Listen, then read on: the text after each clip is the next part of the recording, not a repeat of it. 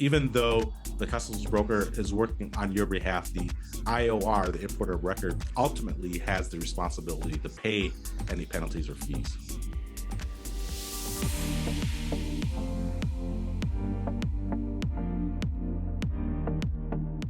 What are the reasons for hiring a customs broker? A customs broker could help you in several different ways. One, they're going to speed up the process of getting your product cleared under customs so it can enter the United States and then get ready for consumption.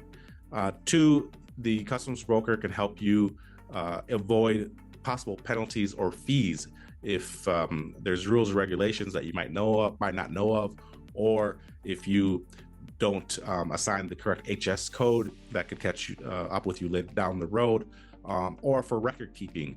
For example, if CBP does an audit, 6 months later they realized your shipment, there's extra paperwork, or for some reason it wasn't scrutinized close enough, and now there's a $10,000 penalty. So some of those situations can be avoided by the customs broker.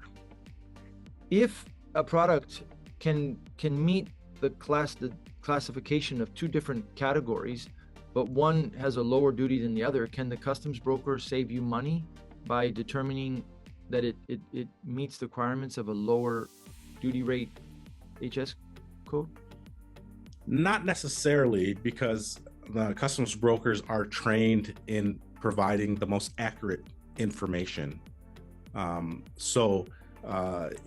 They cannot skirt around the rule or anything like that knowingly, or if they are caught, then there are large penalties and big problems. So I would say you're not really allowed to do that. There doesn't really be a situation for that to happen.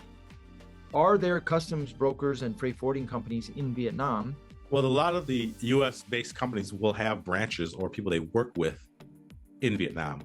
So it might be a local freight forwarding company, or that they're working in conjunction with a larger U.S.-based company that you're more familiar with. So that's where they work together. Okay, well, what if I contact a freight forwarding company in Vietnam and I tell them, I give them all the information they need to quote me a price for shipping and clearing customs, and then I send that exact same information to a freight forwarding company in the US, and they give me a quotation, and the quotation from Vietnam is lower than the quotation from the US. Is it okay if I go ahead and hire the freight forwarding company in Vietnam to take care of the shipment and the clearing? Yeah, I think as long as they're legit and you have trust and confidence in their services, it might save you some money. That might be a way to do it. But then you're taking a risk, Interesting. Yeah, I mean, from my perspective, being over here, I know many freight forwarding companies that are 100% legit, no risk whatsoever. But I guess, yeah, from, an American point of view, don't know anything about Vietnam. It's logical that someone in the US would feel more comfortable working with a US-based freight forwarding company. Yes, I think most people would think logically that way. I did have a situation that was a little bit uncomfortable, I guess.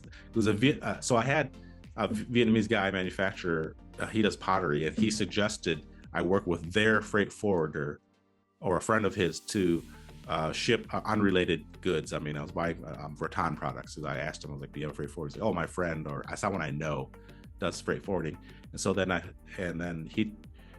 his friend took care of the freight forwarding in Vietnam, picked up my container, and then I think it worked where I had to get a U.S.-based freight forwarder. They were like I don't know, somewhere in New York City or something, and then so they were working together, and then so I would pay the bills to the U.S.-based one. I think it was like whatever, Apple Freight Forwarding, and then I think later on I got screwed a little bit because maybe a month or two after it got cleared and I got the product, the freight forwarding sent another bill to Apple Freight Forwarding in America, and then Apple Freight Forwarding sent it to me for $400.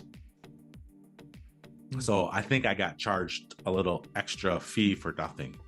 Because the Apple Freight Forwarding in New York, they were CCing me on the emails. They're like, "Hey, we already took care of this. There shouldn't be any extra fees for our client. This shouldn't happen again," or something like that. But I paid off $400. I didn't want to argue. I just didn't, feel like arguing. but felt like there was a little bit of a, you Hmm. know, something I got cornered into. Gotcha. Not necessarily. Are freight forwarding companies and customs brokers specialized in different product categories? Generally, not. For the most part, customs brokers work on a national permit, and they can clear many different types of goods. That's the customs broker you'll most likely meet. However, there are some people that specialize in certain ports, but they would be the minority. For example, I live in Florida, so Tampa Bay and Miami are the two largest ports. And if you're in Miami and then you have a company that imports vegetables or fruit from Latin America, there could be someone on staff that does specifically that, yes, in those conditions. But for the most part, they're just generalists. What happens if accidentally my customs broker makes a mistake? In that case, again, CBP, Customs and Border Protection, has something called reasonable care. So customs broker they have to have the intention of doing their best effort with what information they have. So if you get penalized down the road, the CBP will take that into consideration, and then you could even file for mitigation in order to.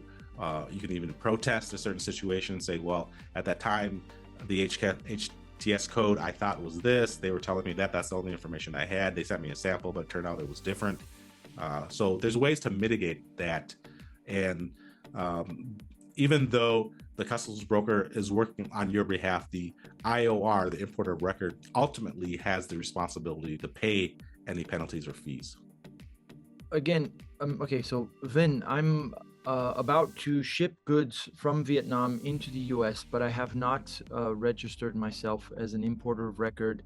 I'm not bonded. I have not found a freight forwarding company or a customs broker.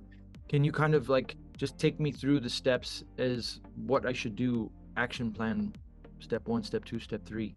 Okay. So if you've got product ready to go in Vietnam and you don't have any of that set up, then the first thing I would do is to Google customs brokerage, licensed customs broker to assist you with all of those steps. So if he or she takes you out as a client, then he would be helping you out in terms of registering you for the IOR, the importer of record, into the system.